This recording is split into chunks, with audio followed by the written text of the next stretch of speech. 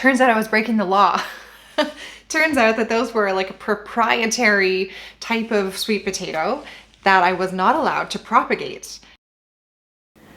Hello and welcome back to the Hobby Homestead.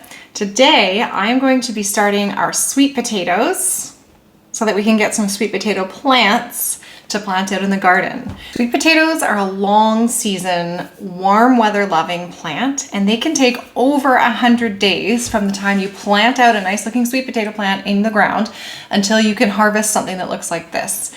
There's the little eye right there, and those will form slips. Regular potatoes will do the same thing, but with sweet potatoes, they take so long that your best bet really is to try to grow these slips, and then you break those off, root those, and then you got your sweet potato plant ready to go for when all the frost is gone and it is warm, the soil is warm, and then you can plant that out. If you were to wait and just put a sweet potato with a growth on it in the ground, that wouldn't be large enough or mature enough or have enough of a root system to get you a harvest before winter comes around again, which is why we start these early. It is January right now, and you can start them as late as February and it should still be fine. I like to start them nice and early.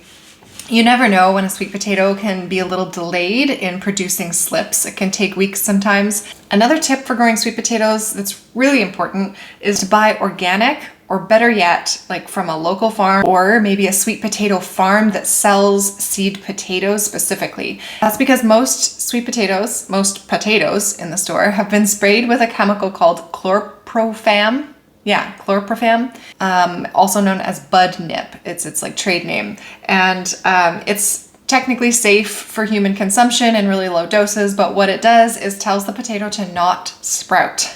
This is because in grocery stores, you want a long shelf life on your root vegetables. You want them to sit there and not start sprouting. When a potato or sweet potato sends up sprouts, all of the nutrients in here is used to grow these sprouts. And that means that the nutrients get lost from here and it actually shrivels up and gets gross, and nobody's gonna wanna buy it. That's why grocery stores will spray their root crops with chlorprofan. Chlorprofan isn't organic certified, so if you're buying organic, it won't have that synthetic chemical. It may have something else that's organic in nature that's been applied to it to also help try to prevent sprouting. It may be less effective, so you could try buying an organic sweet potato that has something organic on it, and it might still sprout for you. Now, once you get good at growing sweet potatoes, and if you have the right place to store them in over winter, you can just save your own homegrown sweet potatoes and start those again the next late winter. That's what we're doing here. These are our homegrown sweet potatoes. And there are two methods all over the internet on how to start your sweet potatoes, on how to start growing these little slips. And potentially they're controversial. You get some people who swear by the water glass method, where you put them in a glass of water like this, root side down. And that's me. I'm one of those people who swears by this method. We're kind of old school at this point because I think that the soil method is more popular. The soil method is just planting this, like nestling it. I think you do about 50% of the sweet potato, nestling it into a pot of soil. And theoretically, it's faster, although I have tested it and water has always been more consistent for me, and they've started sprouting at the same rate. The problem I get with the soil is mold, because your sweet potato has to be consistently moist in that soil for it to start spreading roots from the bottom. And consistently moist soil paired with a vegetable, to me, leads to rotting and mold before it gets substantial enough roots on it to really do anything. That's just my experience. I know that tons of people have a lot of good luck with growing sweet potatoes in soil, and many people will say it's faster, but this is the method that I use. You'll need a sweet potato, and then you'll need some toothpicks, about 3 toothpicks. You'll also need a dish of water that fits your sweet potato in it with just a little wiggle room to spare on the sides. You don't need much. Now you want to put the root side down. It's pretty hard to tell with cured, dried sweet potatoes where the root side is. But in this case, you can see it wants to grow its sprouts out the top. And that gives away the fact to me that this is a good rooting end. And sweet potatoes will grow roots all along them, so it doesn't really matter that much. But we're gonna just submerge it in the water I do about 50% of the sweet potato, 30 to 50%. The more sweet potato above the surface of the water, the more room there is to grow these slips. There, so just space out your toothpicks like that. You don't have to have them under light to start with. They will start to grow their slips without artificial light. However, as with all seedlings that you start inside, you'll get a healthier, more robust plant if you give it some grow light for those little slips to grow into nice, lush plants with lots of leaves. Okay, so we're gonna put it on our shelves and then wait for some spreading to happen. I'm coming on here with an update to show you how the sweet potatoes are doing, but also to share an interesting story about my sweet potatoes starting this year. So I last year ordered slips for sweet potatoes. I ordered them online.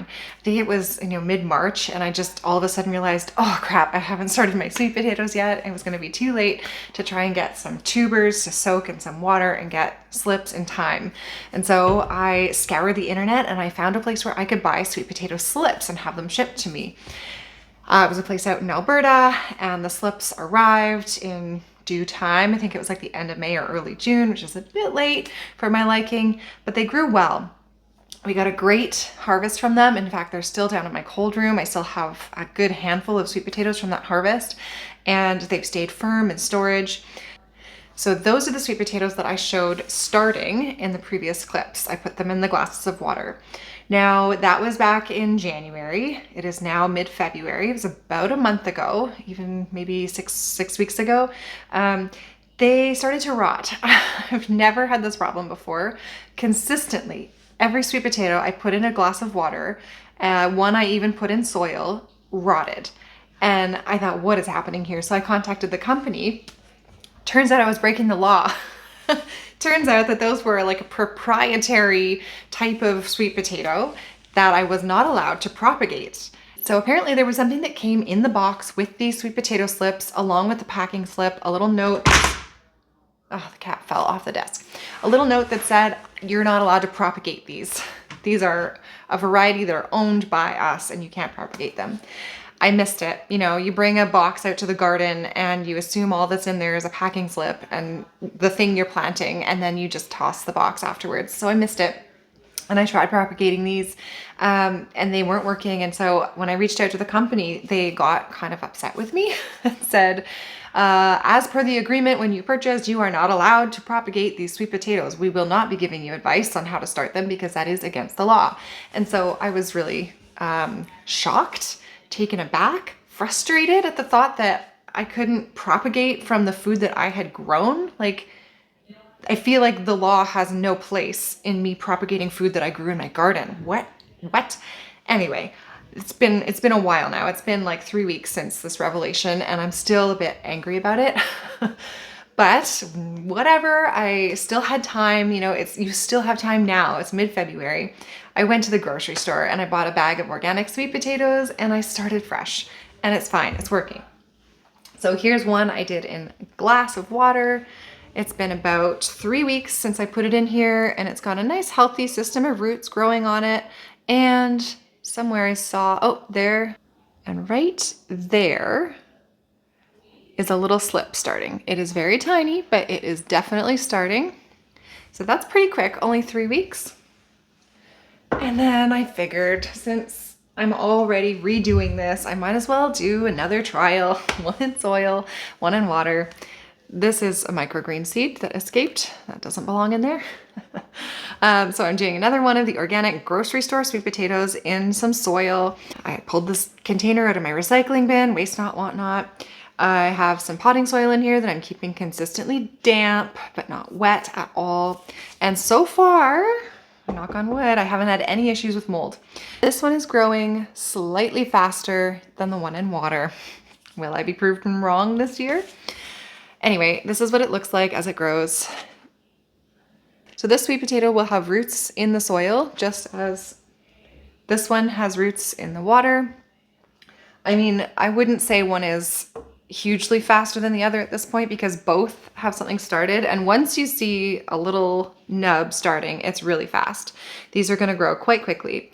Now the next step is when this little slip here is about 6 inches tall or taller, you just gently break it off. Because this one's growing in the soil, it's actually gonna have roots on it already, I bet. Those little sweet potato slips are just gonna grow on in our pots of soil under the grow lights until probably late May at this rate, with the way the snow is going. I'm not sure we're gonna see the garden until May.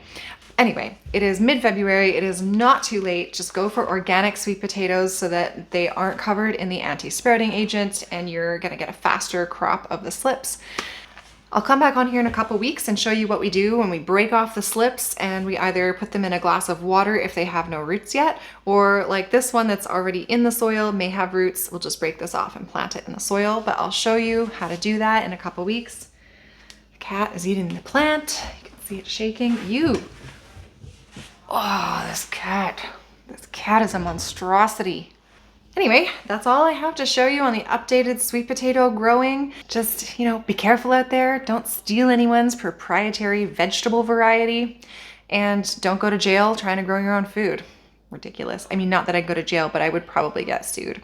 So anyway, start up your sweet potatoes. I don't care which method you use. Try soil, try the water. Both work. Both are easy. And you will get yourself a nice crop of sweet potatoes to harvest at the end of the growing season. Thanks for watching. Please subscribe if you like this kind of content. Give this video a like if you learned something about growing sweet potatoes, especially if that something was that you could maybe get sued for growing sweet potatoes if you don't source them from the right place. And as always, I hope that you'll come and grow with us.